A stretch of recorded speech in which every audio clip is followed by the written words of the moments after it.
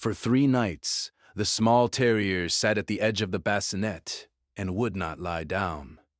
The 4th night was the night that proved why. The family thought Quill had finally turned. He hadn't. He was the only one paying attention. Juniper Drayton had been an EMT paramedic for 8 years. She had seen more than most parents ever would, and she trusted that. She had built her whole approach to motherhood around it. 11-month-old Milo had been crawling for almost a month. The back gate had been fixed in August. The pool cover had been on since Labor Day. The house was, by every adult measure, baby-proofed. By every adult measure, Quill was a 10-year-old Belgian Malinois who had shared the house since before Milo existed. He had never shown anything but patience with him.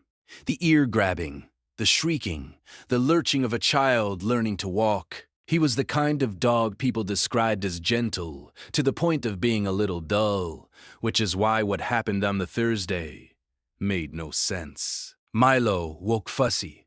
He ate half of his crackers.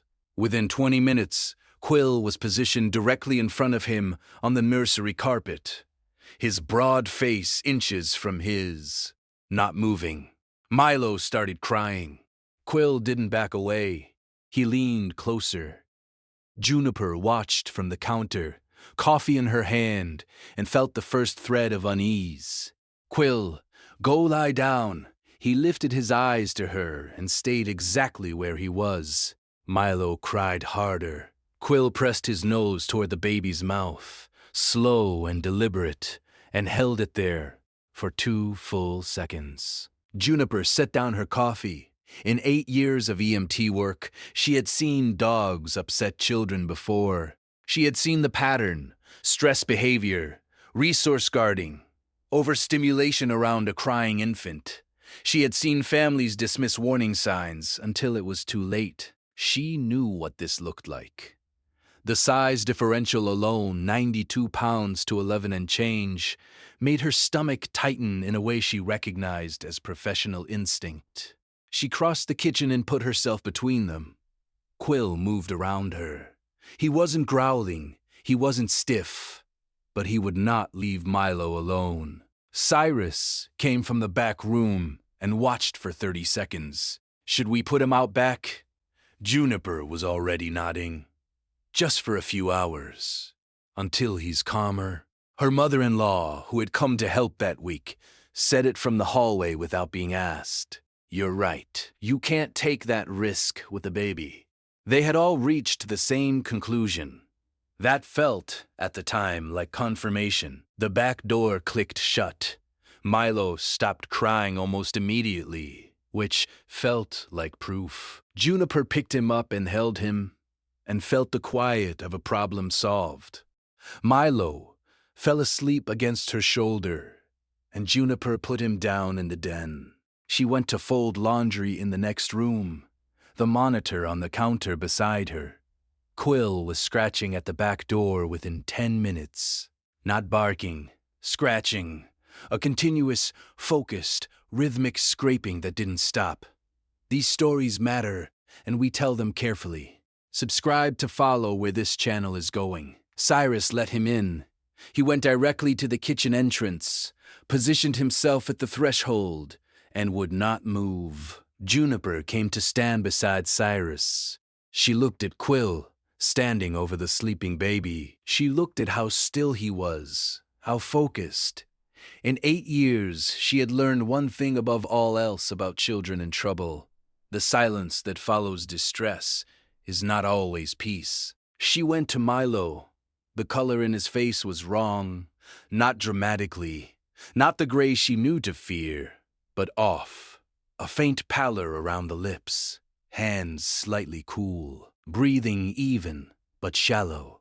Juniper picked him up, and the limpness was too much, just slightly too much, and she was already reaching for her phone before she finished forming the thought. The pool gate had been left unlatched by a delivery driver 3 hours earlier. The motion sensor on the gate had been disabled for service the previous week and never reactivated. Milo had been heading for the backyard at the moment Quill physically blocked the patio door. Toddlers drowned silently. The pediatric emergency physician, Dr. Wren Underwood, told them, "There is no splashing, there is no scream. There is 40 seconds between submersion and unconsciousness. Your dog was the only system in your house that did not fail today. Another 2 minutes, and we would be having a different conversation. Tell us about the moment your pet protected your family in a way you didn't understand at the time." The comments here are a record of these moments. The mother sat with that for a long time. The face pressed to Milo's mouth each morning. Not aggression, breath, detection. The refusal to leave after every correction. Not defiance, an alarm that couldn't turn itself off. The scratch at the back door, not impatience, the sound of him trying to get back to his post. The vigil at the threshold, perfectly still over the sleeping child. Not dominance, medical surveillance. He had been reading what she couldn't see since the moment Milo woke up. He had been right for hours. He had been right for days. The only thing he had not been able to do was tell her in a language she would have understood the first time. These stories belong to families who almost lost everything. If you want more, subscribe. We are not running out of them. They drove home in the dark. Milo was stable, drowsy, wrapped in a hospital blanket. Cyrus carried him inside. Juniper opened the back door. Quill came in without drama. He walked to where Cyrus had set Milo down and lay close beside him, the full length of his body against his side. He did not perform relief. He did not announce his return. He went back to the post he had been pulled away from. He put his chin on his paws. He watched. The next story will ask a different question. What does a cat know about a newborn that nobody else does? Juniper sat on the floor across from them. She didn't reach for her phone. She didn't move to the kitchen. She watched the slow rise and fall of her daughter's chest and the dog's chin resting level on the floorboards, his eyes still open, still watching the way they had been watching all day. She thought about that for a long time afterward. The dog had been doing the job the entire time. He had been doing it for hours before she was awake. He had been doing it for the 4 days the child had been sick. He had been doing it the way every animal in every house has been doing it for as long as there have been animals in houses, which is to say, longer than the family had been alive, longer than the breed had been recognized, longer than the country the house stood in had been on a map. The dog did not know it was extraordinary. The dog knew it was Tuesday. The husband sat on the floor across from them. He did not speak for a long while. When he finally said something, it was not about the dog, and it was not about the doctor. It was about himself. He said he was sorry. He said it once. He did not explain. The dog watched him with a kind of attention that has no human equivalent. The attention of an animal who has finished his job and is waiting to see if the humans understand what the job was. They did not, fully. They never would. But they understood enough to keep him in the house. They understood enough to never raise the question again. Later, when the child was old enough to ask questions about the photo on the refrigerator, the one of the dog asleep at the foot of the crib, the mother would tell a version of the story. She would leave out the worst parts. She would leave in the part about the dog. The child would learn the dog's name before her own. The child would learn what loyalty looked like before she learned what danger was. That order of learning matters more than any household in the country knows. The doctor's voice on the phone the next week was the same calm voice it had been at the hospital. The follow-up numbers were normal. The follow-up scans were clean. The medication was working. None of this would have mattered without those first 40 minutes. And the doctor said so, in the kind of plain language doctors say for the families they know will remember it. She said, "The dog gave you the time we needed. Time was the only thing we needed."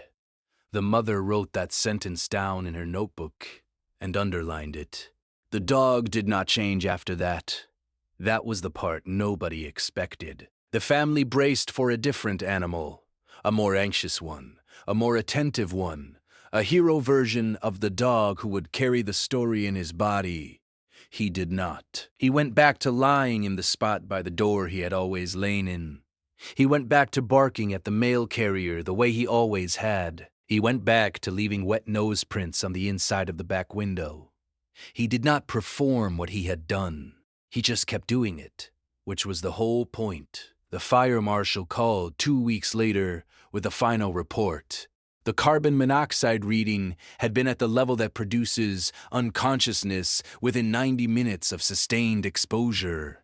The repair on the furnace had cost less than $400. The family had a new detector installed the same day, hardwired with a battery backup, with a smart home alert. They installed 3 of them. They did not feel safer. They felt, for the first time in their lives, that the only system in the house they fully trusted was the one with 4 legs and brown eyes and a slight limp from an old injury. On a Saturday in November, the grandmother came to visit.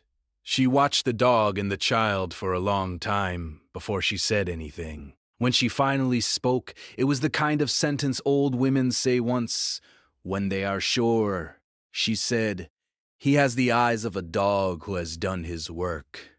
She did not explain. She did not need to.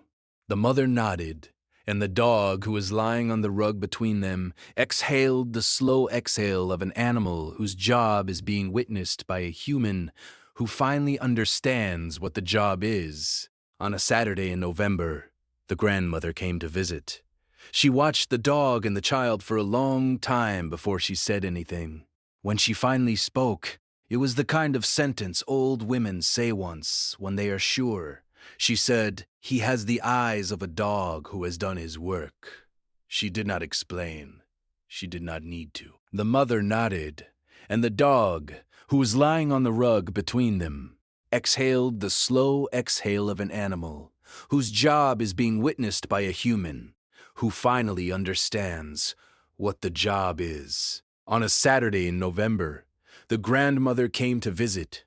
She watched the dog and the child for a long time before she said anything. When she finally spoke, it was the kind of sentence old women say once when they are sure. She said, "He has the eyes of a dog who has done his work." She did not explain. She did not need to. The mother nodded, and the dog, who was lying on the rug between them, exhaled the slow exhale of an animal whose job is being witnessed by a human who finally understands what the job is.